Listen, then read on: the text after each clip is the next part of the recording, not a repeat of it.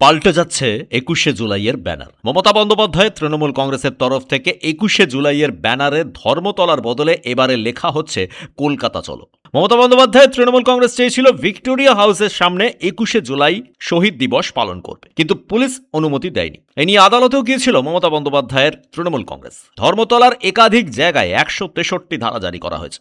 বড় জমায়েত নিষিদ্ধ করা হয়েছে প্রশাসনের তরফ থেকে।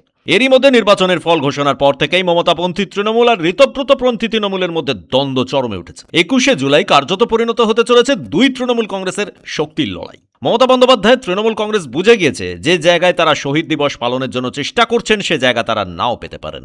ঋতব্রতপন্থীরা ইতিমধ্যেই জানিয়ে দিয়েছে তারা মেয়র রোডে গান্ধী মূর্তির পাদদেশে ২১শে জুলাইয়ের সভা করবেন।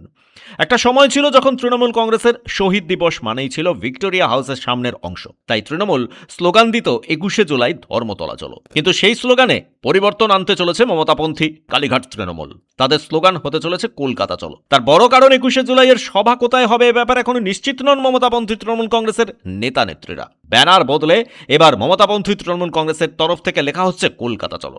যদিও এ নিয়ে মমতা বন্দ্যোপাধ্যায়ের অনুসারী তৃণমূল কংগ্রেসের কোনো নেতা নেত্রী মুখ খোলেননি, তবে তাদের ব্যানারে যথারীতি থাকছে মমতা বন্দ্যোপাধ্যায় ও অভিষেক বন্দ্যোপাধ্যায়ের ছবি। কয়েকদিন আগেই তৃণমূল নেত্রী মমতা বন্দ্যোপাধ্যায় বলেছিলেন যদি রিকশার ওপর দাঁড়িয়ে ২১শে জুলাই পালন করতে হয় তাতেও তিনি রাজি, কিন্তু ২১শে জুলাই পালন হবেই।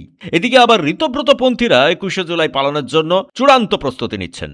ব্যুরো রিপোর্ট, পূবের কলম ডিজিটাল।